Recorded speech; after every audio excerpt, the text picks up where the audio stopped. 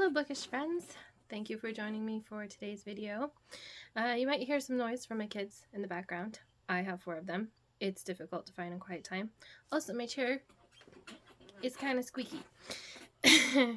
But today I thought I would go over my plans for what I plan on reading for August.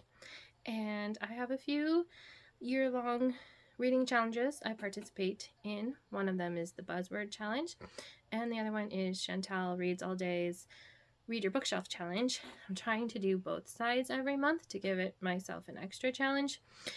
So far I've been able to do it. And so for this month, for Buzzword, the prompt is like. I will be reading the Unlikely Yarn of the Dragon Lady. I have to get it from my library because I don't own it, and it's about a group of elderly women who knit, maybe crochet prayer shawls, and they end up having to meet in the mall, I believe, to try to pray for the people they see around them. I'm looking forward to trying that book out. And then for Chantal's reading challenge, I plan on reading The Bears of Blue River by Charles Major. I've been reading this aloud to my kids. It has a river on the front, which is water, and it takes place in Indiana, which is my home state, and it features Balser, a teen boy, and my boys love it. There's hunting and bears and wolves and dogs, and it is set in the 1820s or 1830s when the state was first being settled. And we've enjoyed what we read so far, and I look forward to continuing it. For House on the Cover, I have already read The Girl Who Kept the Castle. It has a castle on the cover, not a house, but in the book it is referred to as the house, and people live there, so I think it should count. But if that doesn't count... Oh, I lost one of my books. Oh, it was on my lap. If it doesn't count, I also have Charity Girl by Georgette. I've wanted to try her books. Yes, I know this isn't an actual outside of a house, but it is the inside of a house.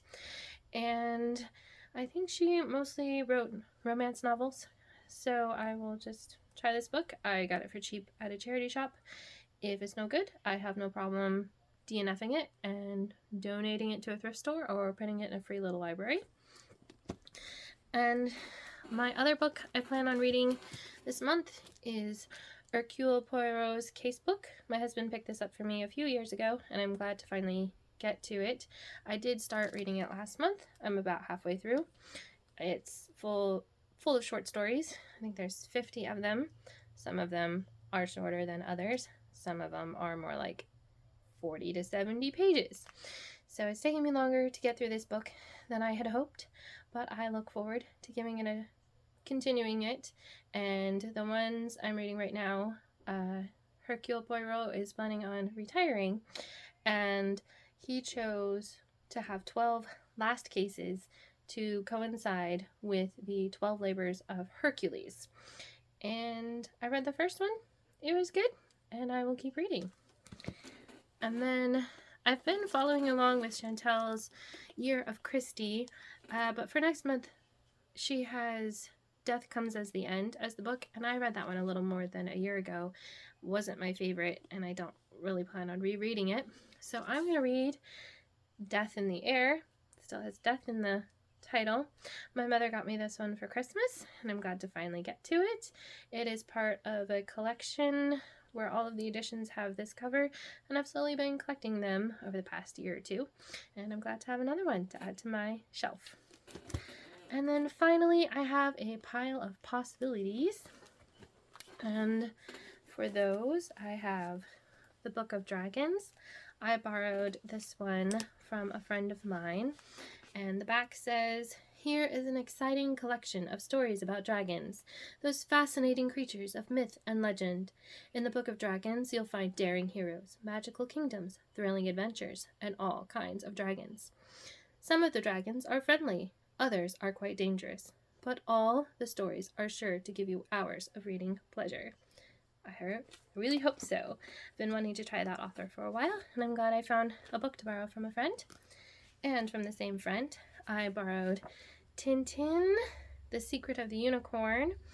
I haven't read any Tintin, and my friend's like, oh, you need to try it. And this would count for the summer book bingo from A Beautiful Minutia for a manga or graphic novel. And I have been wanting to give this a try for a couple months now. My boys read it, they loved it, they want me to read it, and I am happy to have something to talk about with my boys about books. And I'm also wanting to do Shatona's Camp Read More. I haven't fully decided what I want to read. I do read a lot of books from my library, and I don't have that many unread books, but I do have Silence of the Clans.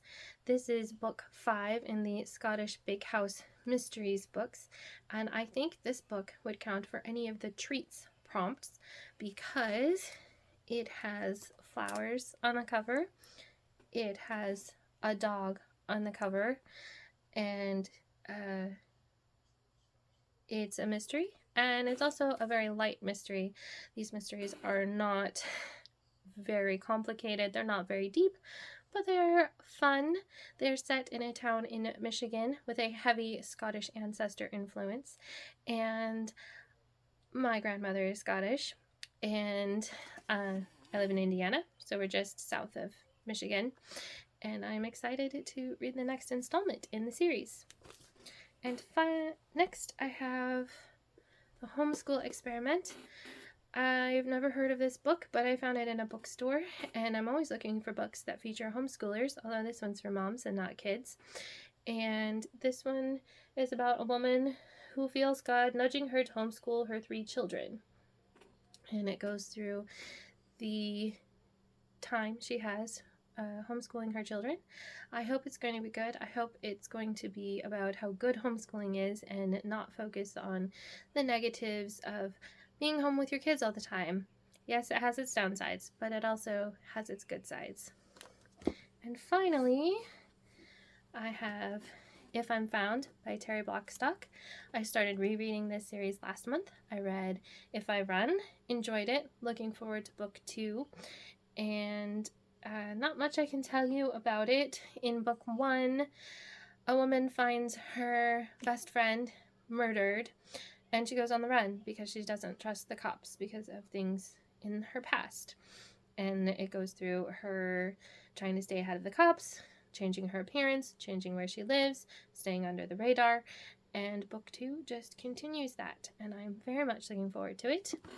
I hope you have excellent reading plans for August. I know it can be hot, at least where I live, and a good time to stay indoors in the AC and read. I hope you pick up a good book today. Happy reading!